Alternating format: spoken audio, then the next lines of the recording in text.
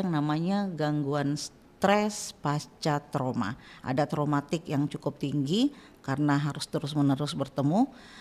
Kemudian ketika selalu mengingat apa yang sudah dialami, itulah yang mengakibatkan kita kadang-kadang menjadi depresi tadi ya. Ada penurunan rasa percaya diri, kadang-kadang kita akhirnya menjadi introvert, mengisolasi diri. Terus yang paling berbahaya lainnya adalah terjadi perubahan pola tidur dan pola makan. Nah, karena stres ini ya. Nah, kalau fisik kita pastinya biasanya kalau kita kena stres gitu ya, yang ada sakit perut, terus cedera fisik efek dari yang dialami. Bahkan yang paling mengerikan adalah ternyata bullying ini juga bisa berakibat terjadinya bunuh diri gitu ya. Nah, ini sangat-sangat penting untuk masyarakat ketahui bahwa ini cukup berbahaya. Baik, sebentar kita akan lanjutkan dan kita sebentar akan terhubung dengan Bung Sahril. Kita dengarkan dulu yang berikut ini. Hai, aku adalah peri kecil. Berikan 3 permintaanmu. Aduh, peri kecil. Aku pengen badanku kurus. Capek dibilang si gendut terus. Baiklah, akan aku kabulkan. Wah, Permintaan kedua, aku pengen kulit aku putih, peri kecil. Sebel, aku selalu dibilang paling hitam. siap dikabulkan. Nah, sekarang permintaan ketigamu. Peri kecil, bisa nggak di sekolahku nggak ada bulian dan nggak ada kekerasan? Bisa kan, peri kecil? Stop bullying.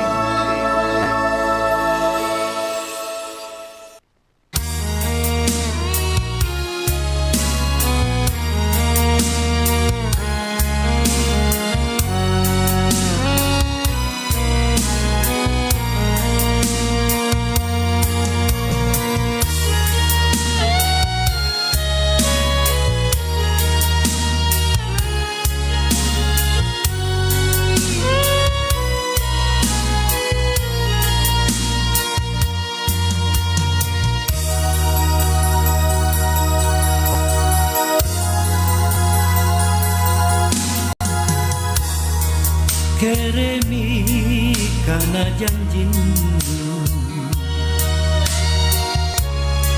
ero kasih kajaminan, tenaku minrana nula leang kalenu.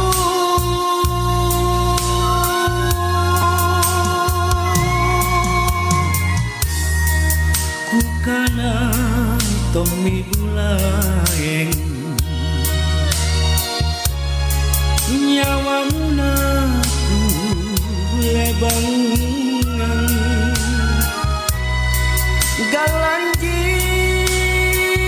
palen tambaga mapasalasan.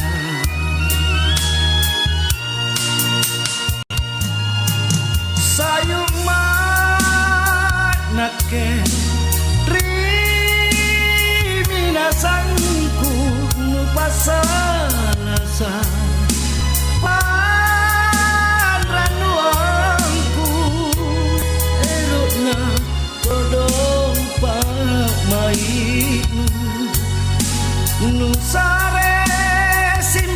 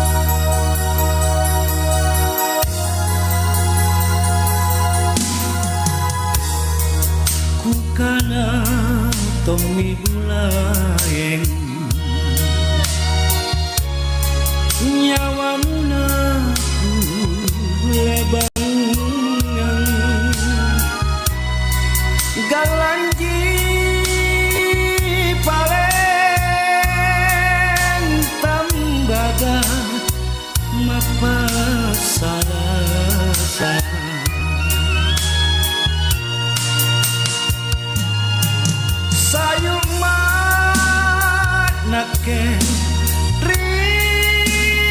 Riminasanku nu pasalasa Panranuangku erokna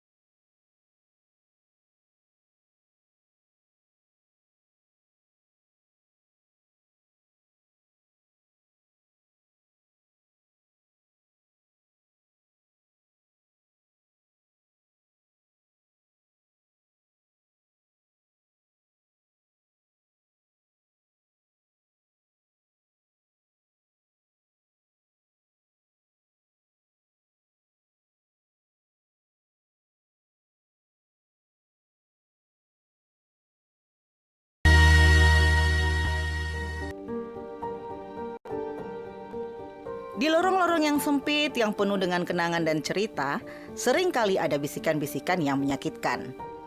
Bullying atau perundungan. Kadang tidak tampak secara fisik, tetapi dampaknya bisa menghancurkan hati. Tidak jarang kata-kata pedas dan hinaan merusak semangat seseorang. Kita semua tahu bahwa hidup di lorong bukan hanya tentang melangkah, tetapi juga tentang saling mendukung, peduli, dan menjaga satu sama lain. Dalam komunitas yang erat, saling menghormati dan memahami adalah kuncinya. Tidak ada tempat untuk kekerasan, baik fisik maupun verbal. Kita harus sadar bahwa setiap tindakan kita, sekecil apapun itu, dapat memberikan dampak besar terhadap orang lain. Apakah kita ingin menjadi bagian dari solusi atau bagian dari masalah? Mari kita bersama-sama menciptakan lorong yang lebih aman, di mana semua orang bisa merasa dihargai dan diterima. Dengan menghentikan perundungan, kita tidak hanya membela diri kita, tetapi juga memberikan ruang bagi orang lain untuk tumbuh dengan penuh rasa percaya diri. Dalam setiap langkah, mari kita ingat bahwa kebaikan tidak akan pernah kalah dengan kebencian. Jadi, mulailah dari diri kita. Mulailah dari lorong ini. Mari hentikan perundungan. Mari bangun kebersamaan yang lebih kuat, lebih peduli, dan lebih penuh cinta. Setiap kata yang baik dan tindakan positif yang kita lakukan akan membuat lorong ini menjadi tempat yang lebih baik untuk semua.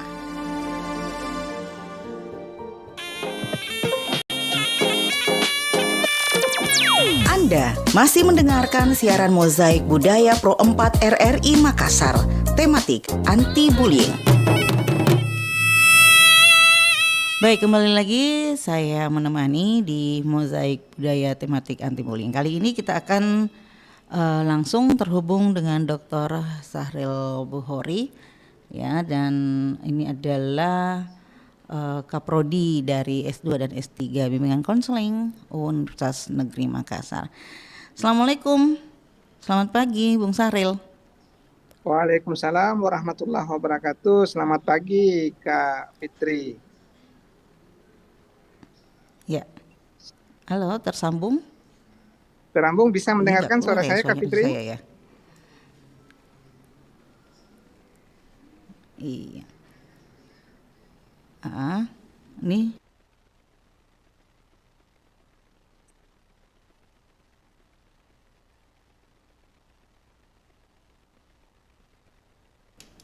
Oke, coba nih. Saya nggak ketemu nih Bung Sahrilnya ada di mana. Halo. Halo. Ini nyambung. Kak Fitri. Iya. Ini gara-gara terlalu banyak ini ya jalur yang ada sampai nggak tahu yang mana tempatnya Bung Sahril.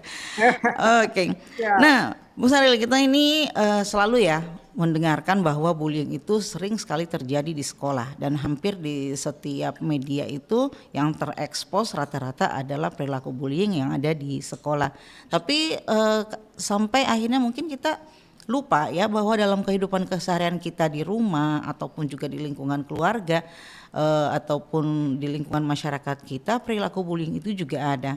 Nah, kira-kira untuk masyarakat ini supaya meningkatkan literasi mereka, apa yang harus mereka lakukan supaya perilaku bullying ini sebenarnya bisa dicegah begitu?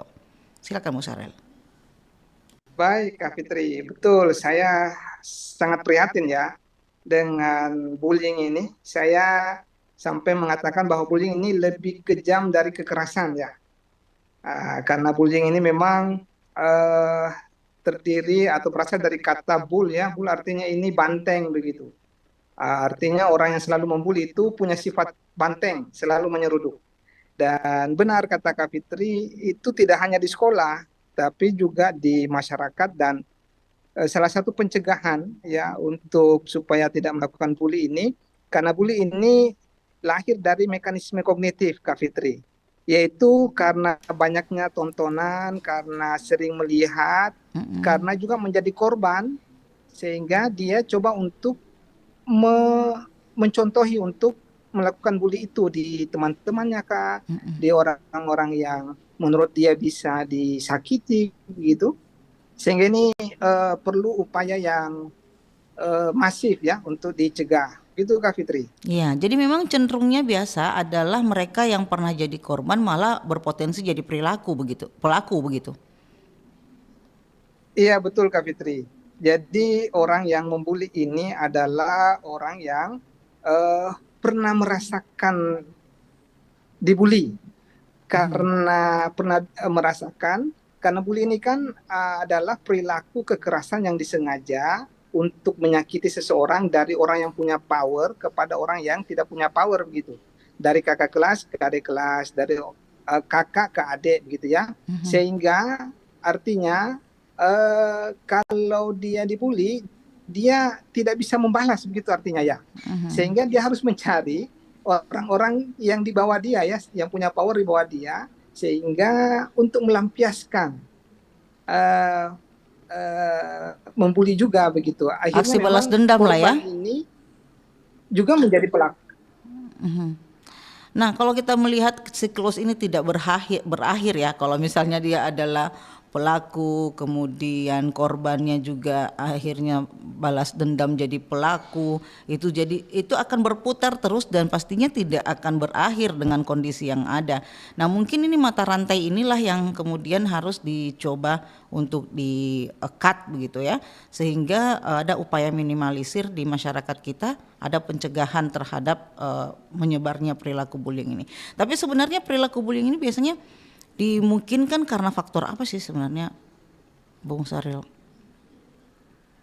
Sebenarnya ada beberapa faktor Kak Fitri. Pertama itu faktor dari mekanisme kognitif itu sering melihat, sering mendengarkan ya orang-orang yang dibully begitu, sehingga kemudian di pikirannya itu ada contoh untuk melakukan hal-hal yang seperti itu begitu. Sehingga ketika dia sudah melakukan hal seperti itu, maka ada biasanya muncul rasa apa istilahnya puas begitu ya. Karena bully ini memang sepertinya orangnya bermasalah secara psikologis ya, karena memang sengaja untuk menyakiti. Sehingga ketika melakukan itu ada rasa puas. Sehingga ini faktor yang sangat menentukan itu. Pertama, faktor dari dalam diri ya. Pertama itu dia sering melihat, sering mendengarkan tentang hal-hal yang berbau kekerasan, mungkin menonton kah atau melihat langsung. Itu faktor dari dalam diri. Faktor yang kedua adalah ada orang-orang di sekitarnya yang juga sering melakukan hal tersebut gitu. Bisa jadi orang tua yang selalu memukul anak akan mencontohi orang tua, atau siswa yang sering diejek, atau bahkan apalagi guru yang melakukan itu kan itu bisa dicontohi begitu. Begitupun teman-teman sebaya, teman-teman baik di sekolah atau di masyarakat, kalau sering melakukan itu juga bisa dicontohi. Sehingga ini faktor pertemanan, faktor orang-orang dekat ini juga menjadi pemicu bagaimana terjadinya bully. Dan yang ketiga faktornya itu adalah eh, ada ya istilahnya ini pertemanan, ya pertemanan. Solidaritas Terkadang ya. kita kalau berteman dengan orang baik, kita menjadi baik. Nah, gitu. Jadi ini faktor pertemanan juga. Iya, perasaan solidaritas yang tinggi begitu ya terhadap orang begitu. Teman gitu ya, tidak enak kalau tidak dilakukan. Ini kan tadi ada contoh bahwa tidak akan berpikir untuk melakukan pembulian begitu. Besar Iya, ya? betul Kak Fitri. Nah, Iya, bagaimana ini kira-kira? banyak faktor pemodelan. Mm-mm. Faktor permodelan itu salah satu bentuk membuat perilaku seseorang muncul. Ya. Umpamanya anak melihat keseringan orang tua sering memarahi, sering memukul, akan kemudian timbul dalam mekanisme kognitifnya atau pikirannya bahwa hal itu boleh dilakukan karena orang tua saja saya melakukan itu, gitu ya. Atau orang yang besar, orang menjadi panutan dia melakukan hal tersebut, kemudian timbul dalam pikirannya, loh ini orang panutan saya juga melakukan itu, kenapa tidak saya juga melakukan seperti hal itu gitu. Sehingga ini faktor pemodelan juga menjadi hal yang pemicu untuk terjadinya bully itu. Iya. Nah ini Bu Saril, kalau misalnya kita sudah ketemu mereka yang depresi, trauma dan sebagainya, ya mengkat jangan sampai mereka menjadi pelaku. Bagaimana sih upaya yang bisa kita lakukan? Ini kalau kita di konselor lah ya, bisa di konseling begitu. Ya.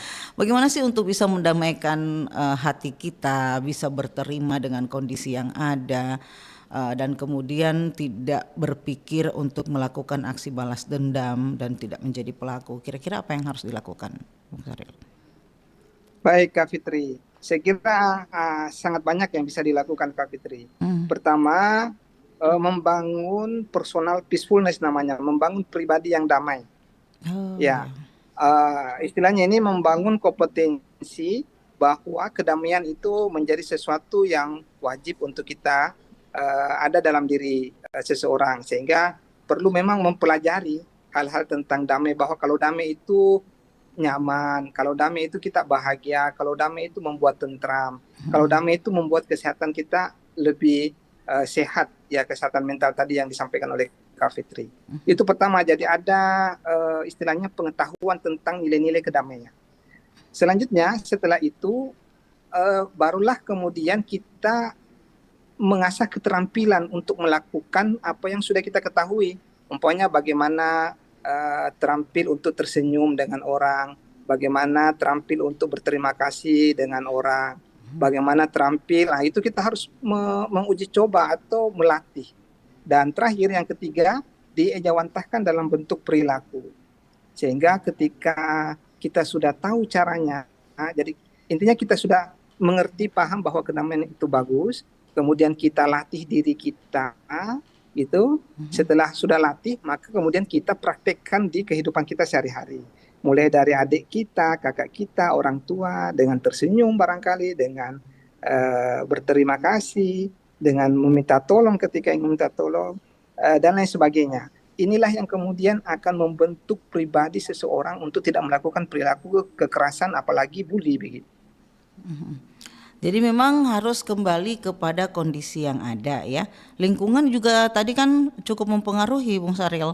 Nah bagaimana kalau misalnya bagaimana sih mengkonseling orang tua yang harus bisa membangun rumah tangga yang harmonis begitu, sehingga keluarga ini bisa menjadi model tadi ya, model yang baik untuk anak-anaknya. Iya betul Kak Fitri. Jadi perlu banyak pihak-pihak yang terlibat untuk membangun pribadi damai pada anak, anggaplah seperti itu. Boleh jadi anak ingin melakukan itu tetapi tidak tahu caranya, bagaimana cara untuk berperilaku damai, bagaimana cara membangun pikiran damai, bagaimana meningkatkan itu, maka kemudian kita butuh orang-orang di samping kita yang bisa membantu kita untuk memiliki pikiran, keterampilan maupun perilaku damai itu. Boleh jadi orang tua, boleh jadi guru, boleh jadi teman-teman, sehingga orang-orang di samping kita inilah juga menjadi hal yang memiliki faktor atau penanggung jawab atau bertanggung jawab untuk menjadikan seseorang itu lebih damai lagi. Sehingga memang ini butuh waktu. Kemudian butuh orang-orang yang betul-betul ingin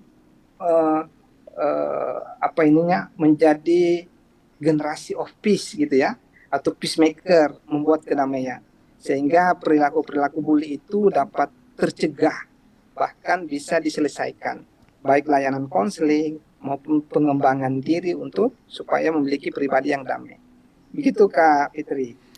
Nah, kalau misalnya kita bertemu di masyarakat ya, masyarakat kita ini tidak tahu bahwa apa yang dilakukan itu sebenarnya sudah masuk unsur bullying. Biasanya kan saling ngejek begitu Bang Saril. Biasanya kau hitam, lotong sini kok misalnya, atau ini gimpe, dari mana kok gimpe begitu. Ini kan sebenarnya sudah body shaming ya. Tapi bagaimana untuk bisa meyakinkan masyarakat kita bahwa mungkin jokes ini bisa berpotensi kepada sakit hati, bisa berpotensi kepada pembulian itu sendiri, Bung Saril. Baik Kak Fitri. Ya, kita ketahui bahwa bully ini lebih kejam dari kekerasan gitu. Jadi bully ini dimulai dari kekerasan tadi. Baik kekerasan verbal yang tadi disampaikan dengan mengata-ngatai, mengejek. Mungkin di awalnya itu hanya bermain begitu ya, main-main saja tanpa ada niat untuk menyakiti begitu. Tetapi lama-kelamaan ini kok menjadi hal yang kebiasaan dan kadang orang secara psikologis kan berubah-ubah. Sehingga orang kadang awalnya biasa-biasa saja, akhirnya agak mulai marah, dongkol. Dan ketika sudah dongkol, si yang mengata-ngatai ini semakin kuat untuk mengatai lagi. Nah, ini sudah masuk bully pada saat itu. Karena sengaja untuk menyakiti. Menyakiti dalam artian boleh menyakiti untuk ditertawain, boleh dikatakan menyakiti memang untuk niat untuk menyakiti. Sehingga ini berbahaya jokes ini karena mulai dari bermain-main, tapi pada akhirnya itu bisa menjadi bully. Dan ketika melakukan bully ini, maka ini hal yang luar biasa bahayanya, karena akan merusak pertemanan, merusak pikiran korban, merusak berbagai kesehatan mental seseorang, karena sudah orang sudah jadi dongkol begitu. Begitu Kak Fitri. Baik. Nah, di penghujung perbincangan, kira-kira apa ya harapan yang bisa dilakukan ke masyarakat kita supaya tingkat pengetahuan mereka itu bahwa jokes yang awalnya ini mungkin hanya sekedar main, ini akhirnya akan bisa menjadi bibit begitu ya dari bullying itu sendiri. Nah, bagaimana supaya mereka itu bisa menahan diri untuk tidak melakukan hal yang serupa? Ada mungkin tips yang bisa dikasihkan ini, Bung Saril? Baik Kak Fitri. Saya kira ini menjadi tanggung jawab kita semua, bahwa dalam diri seseorang itu memiliki kebutuhan namanya. Ada namanya kebutuhan menurut Maslow ya, dalam ini seorang psikolog itu, seorang konselor mengungkapkan bahwa dalam diri manusia itu ada namanya kebutuhan, hierarki kebutuhan ya. Bahwa kebutuhan ini wajib dimiliki oleh semua orang. Salah satu kebutuhan itu adalah kebutuhan untuk merasa damai, kebutuhan untuk disayangi, kebutuhan untuk dihargai, dan kebutuhan aktualisasi diri. Nah, kebutuhan ini menjadi hal yang wajib dimiliki oleh setiap orang untuk bisa bahagia. Nah, tips saya adalah supaya ini bully tidak terjadi, maka perlu ada edukasi gitu ya, pada setiap orang untuk hidup lebih bahagia, hidup lebih produktif dengan cara apa? Memunculkan dalam diri tentang kebutuhan tadi, kebutuhan kedamaian, rasa aman, kebutuhan dihargai, saling dicintai. Dan ketika ini muncul, jadi kita kampanyekan untuk senantiasa berbagi kasih, saling menyayangi, saling menghargai, maka itu akan muncul kehidupan yang nyaman, aman, tentram gitu. Dan ini perlu dikampanyekan, perlu disampaikan kepada setiap orang bahwa sungguh sangat nyaman orang yang berpikir damai dan bahagia tanpa bully, tanpa kekerasan. Begitu Kak Fitri. Baik, terima kasih atas kebersamaannya wawancara singkat di kesempatan hari ini, Bung Sahril. Ini juga bisa menambah kemampuan kita mau berpikir positif ya, bahwa apa yang kita lakukan setiap hari memang harus juga dievaluasi ya, Bung Sahril. Jangan sampai kita gara-gara salah kata menyinggung perasaan orang dan akibatnya nanti akan kembali kepada diri kita. Terima kasih, Assalamualaikum. Waalaikumsalam, terima kasih Kak Fitri. Sehat, sukses dan bahagia selalu. Amin. Baik, terima kasih banyak Bung Sahril Buhori dan kita lanjutkan kebersamaan kita setelah kita dengarkan lagu berikut ini.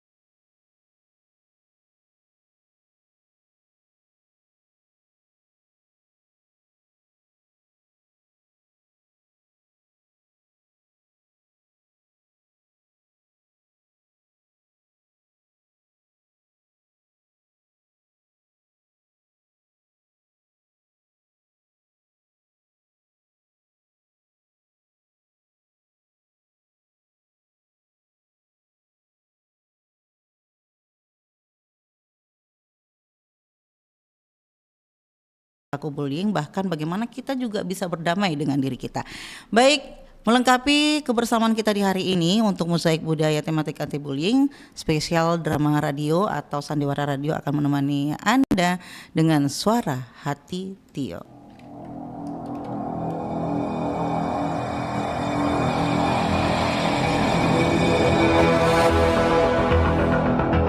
Di sebuah lorong yang sempit, Dita bertemu dengan Tio, seorang remaja yang sedang terburu-buru menuju ke sekolah.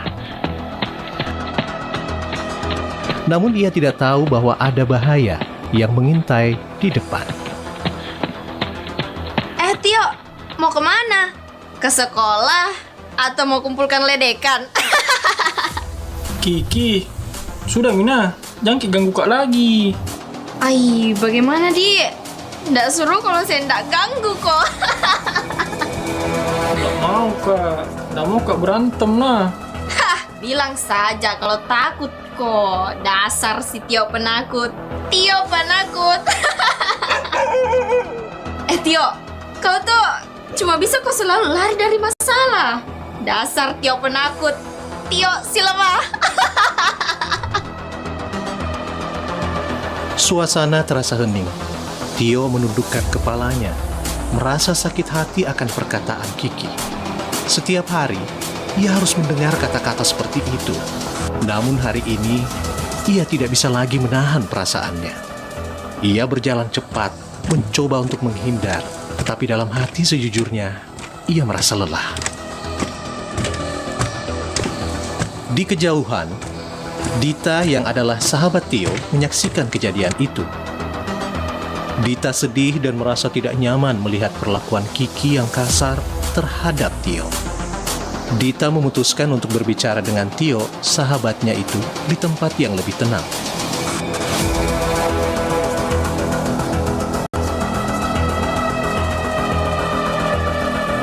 Untuk apa kau mengajakku ke sini, Dita? Saya lihat tadi Kiki bersikap kasar kepadamu. Tapi, kenapa kau malah tidak membalasnya, Tio? Mungkin Kiki hanya iseng saja. Iseng katamu, Dita. Kamu tahu kan, setiap kata yang keluar dari mulutnya itu bikin kita sakit hati. Setiap hari, saya harus mendengarkan hinaan itu. Saya nggak kuat, Dita.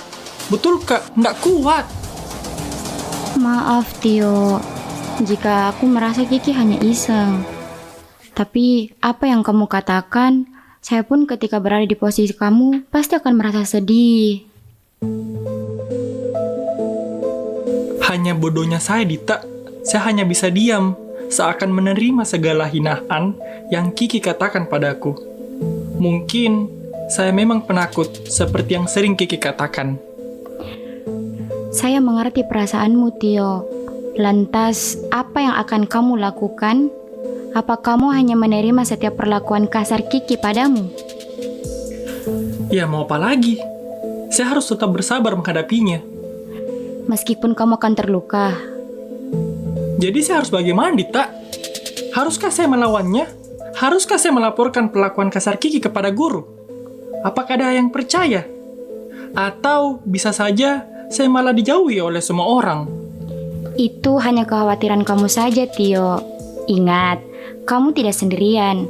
Saya dan teman-teman yang lain pasti akan mendukung kamu. Benarkah, Dita? Apa yang Kiki sudah lakukan, mengejek, menghina, dan memperlakukan kasar yang ditunjukkan padamu adalah perbuatan bullying. Bullying itu nggak boleh dianggap biasa. Kiki itu juga butuh belajar. Kalau dia nggak tahu batas, kita harus tunjukkan apa yang benar. Apa kamu berani menghadapi si Kiki? Gimana kalau kita bicarakan hal ini dengan guru? Tapi Dita... Jangan cuma diam, Tio. Tapi... bagaimana kalau dia malah makin menggangguku? Kita tidak bisa diam, Tio. Kalau kita diam aja, bullying itu akan terus ada. Kalau kita nggak mulai sekarang, kapan lagi? Tapi Kiki... Sebenarnya, sebagai teman, kita bisa bantu Kiki juga. Maksudnya bagaimana? Guru akan memberitahu pada Kiki tentang bahaya bullying. Saya yakin Kiki juga pasti akan paham, bahkan takut melakukan bullying lagi. Tapi... Tio, sebagai teman, apa kamu tega membiarkan Kiki hancur karena perbuatan bullying yang dilakukan? Kita juga bisa membantu Kiki untuk lebih peka sama perasaan orang lain. Meskipun saya sering menjadi korban, tetapi saya tidak mau menghancurkan masa depan Kiki. Kamu benar, Dita. Saya nggak mau terus-terusan jadi sasaran. Saya tidak akan takut lagi. Kalau saya bisa berbicara, kenapa harus diam? Ini demi kebaikan semuanya, baik saya, Kiki, dan teman-teman lainnya. Semangat, Tio. Saya akan selalu ada mendukungmu.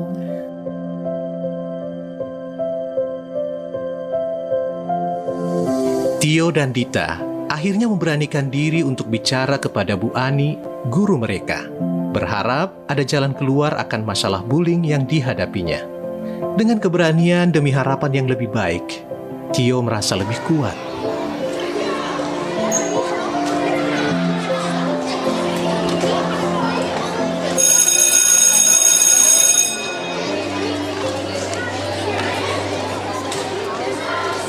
Anak-anak, ada yang tahu ndak apa itu bullying?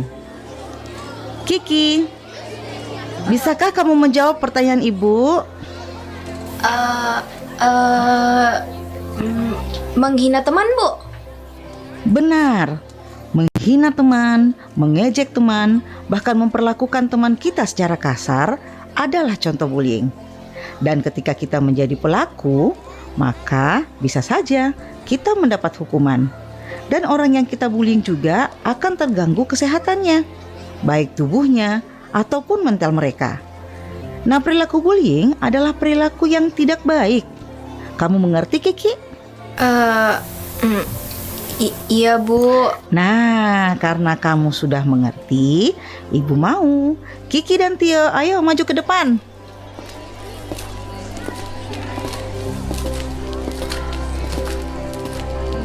Kiki, karena kamu sudah tahu perilaku bullying adalah perilaku tidak baik, maka Ibu berharap kamu tidak melakukan lagi. Ayo, minta maaf pada Tio. Kamu berani ya melaporkan aku ke Ibu? Kiki, apa kamu tidak dengar apa yang Ibu katakan? Maaf, Bu. Iya, maaf ya, Tio. Saya janji tidak akan mengejek atau menghinamu lagi. Ibu guru dan teman-teman yang lainnya yang ada di kelas ini menjadi saksiku ya dari janji Kiki padaku. Iya. Saya terima maafmu, Kiki. Jangan ulangi lagi ya. Kita kan teman. Tio, Kiki, dan semuanya. Bullying bukan hal yang bisa kita biarkan begitu saja. Kita di sini untuk mendukung kalian. Kita bisa buat perubahan. Tentu dari diri kita dan mulai dari sekolah. Ini bukan hanya tentang Tio atau Kiki. Ini tentang kita semua. Baik anak-anak, kita saling menjaga dan peduli satu sama lain. Karena kita di sini adalah satu keluarga.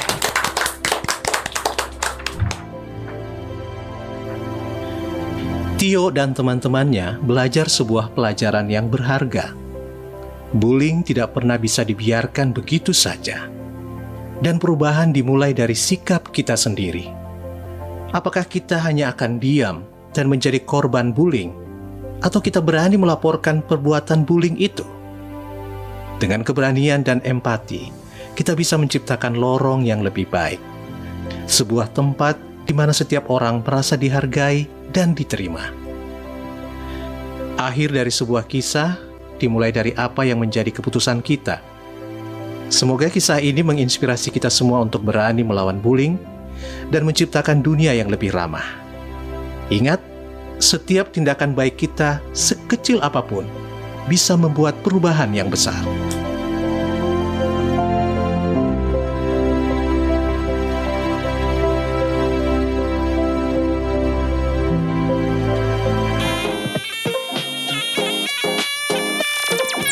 Anda masih mendengarkan siaran Mozaik Budaya Pro 4 RRI Makassar, tematik anti-bullying.